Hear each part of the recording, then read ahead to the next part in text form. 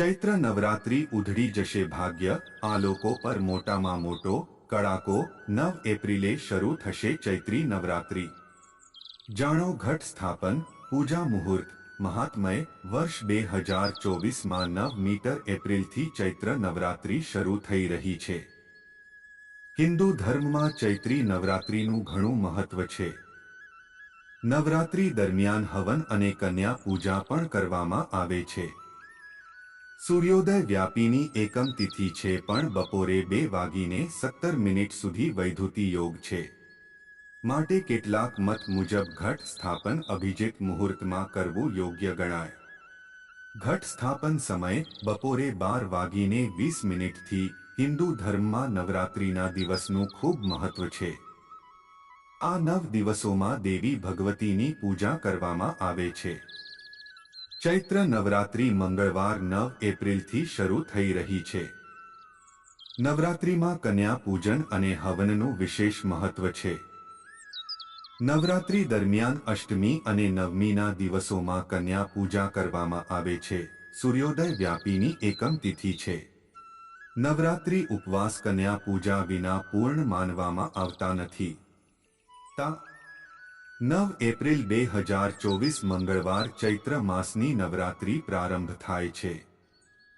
સૂર્યોદય વ્યાપીની એકમ તિથિ છે, પણ બપોરે 2:17 સુધી વૈધુતિ યોગ છે, માટે કેટલાક મત મુજબ ઘટ સ્થાપન અભિજીત મુહૂર્તમાં કરવું યોગ્ય ગણાય। ઘટ સ્થાપન સમય બપોરે 12:20 થી 1:55। અષ્ટમી અને નવમી તિથિ પર કન્યાઓની પૂજા કરવી ખૂબ જ શુભ। તેથી જ જો તમે નવરાત્રિમાં અષ્ટમીની પૂજા કરો છો તો અષ્ટમીના દિવસે કન્યા પૂજા કરો। જ્યારે તમે નવમીની પૂજા કરો છો તો તમે નવમીના દિવસે કન્યા પૂજા કરી શકો છો। અષ્ટમી અને નવમી તિથિ પર કન્યાઓની પૂજા કરવી ખૂબ જ શુભ માનવામાં આવે છે। આ દિવસે 10 વર્ષ સુધીની કન્યાઓની પૂજા કરવામાં આવે છે। વર્ષ 2024માં આવતી ચૈત્ર નવરાત્રિની અષ્ટમી તિથિ 16 એપ્રિલ મંગળવારના રોજ આવી રહી છે। 17 એપ્રિલ બુધવારે નવમી તિથિ આવી રહી છે, જેને રામ નવમી પણ કહેવામાં આવે છે। નવરાત્રિ પણ વર્ષમાં 4 વાર આવે છે। ચૈત્ર નવરાત્રિના પ્રથમ દિવસ તિથિ નવું સંવત્સર શરૂ થાય છે, જે શાલિવાહન શક સંવત તરીકે ઓળખાય છે, જ્યારે વિક્રમ સંવત કારતક સુદ એકમથી શરૂ થાય છે। નવરાત્રિ હિન્દુ ધર્મમાં ખૂબ પ્રાચીન અને ધાર્મિક પર્વ છે। યુગોથી ચાલી આવતી શ્રદ્ધા આજે પણ યથાવત છે। નવરાત્રિ વ્રતનો ઉલ્લેખ શ્રીમદ દેવી ભાગવતમાં પણ જોવા મળે છે। કેટલાક ગ્રંથમાંથી જાણવા મળે છે કે ભગવાન શ્રીરામે સીતાજીની પુનઃપ્રાપ્તિ અને શત્રુ પર વિજય મેળવવા અનુષ્ઠાન કરેલ, તેમજ મહર્ષિ વ્યાસે નવરાત્રિ વ્રતના વિધાનની વાત મહારાજા જન્મેજયને પણ વર્ણવેલી। 4 યુગ સતયુગ, ત્રેતાયુગ, દ્વાપરયુગ અને કળિયુગ છે, અને નવરાત્રિ પણ વર્ષમાં 4 વાર આવે છે। નવરાત્રિમાં માતાજીની ઉપાસનામાં ઘણું મહત્વ છે।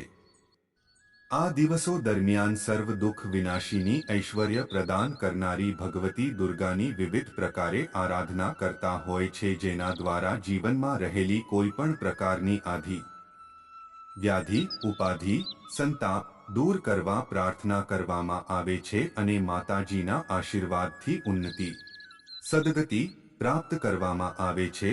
ઘટ સ્થાપનના પણ ગૂઢ રહસ્ય માર્ગદર્શન મુજબ વ્રત આરંભ એકમના દિવસે ઘટ સ્થાપન કરી 9 દિવસ સુધી પૂજા કરાય છે, વ્રત રખાય છે। બ્રહ્મચર્ય અને ઉપવાસ કે એકહાર કરીને એક ચિત્તે ભક્તિ કરવામાં આવે છે। ઘટ સ્થાપનના પણ ગૂઢ રહસ્ય છે, તેમનું એક કેટલાક વિદ્વાનો પાસેથી જાણવા મળે છે કે જેમ સૃષ્ટિમાં પંચ તત્વ છે, શરીરમાં પંચ ઇન્દ્રિય છે, તેમ ઘટ સ્થાપનની એક સમજૂતીમાં ઘટ એટલે જમીન તત્વ, દીપ એટલે અગ્નિ તત્વ, શ્રીફળ એટલે જળ તત્વ, દીપ માટે સહયોગી હવા એટલે વાયુ તત્વ અને ઉપર ઉર્જા એટલે આકાશ તત્વ। આ 5 તત્વ દ્વારા મનુષ્યની 5 ઇન્દ્રિયોને સંતુલિત કરી જીવનને સુખ, શાંતિ, સંતતિ, સદગતિ અને મોક્ષ પ્રદાન કરવામાં આશીર્વાદ રૂપ બને છે। નવરાત્રિ પૂજન ભક્તિ ખૂબ પ્રભાવશાળી ગણાય છે।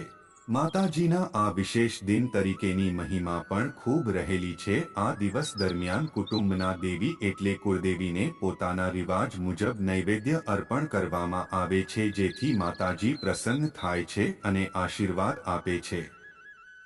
કુળની વૃદ્ધિ અને રક્ષા કરે છે. કોઈ પોતાની આરાધ્ય દેવીની વિશેષ પૂજા ભક્તિ કરી પ્રસાદ અર્પણ કરે છે અને તેમની કૃપા મેળવે છે. કેટલાક ભક્તો પોતાના નગરની, શહેર, નગરદેવીની પણ ભક્તિ કરી શ્રદ્ધા અર્પણ કરતા હોય છે.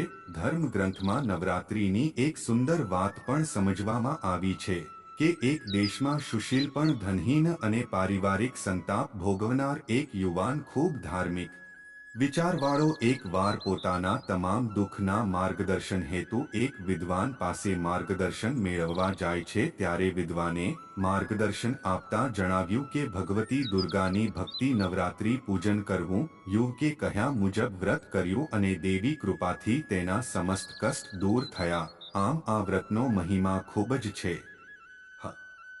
અગત્યની સૂચના: અહીં આપેલી માહિતી માત્ર માન્યતાઓ અને જાણકારીઓ પર આધારિત છે અને ઇન્ટરનેટ અને ન્યૂઝપેપરના માધ્યમથી લેવામાં આવી છે.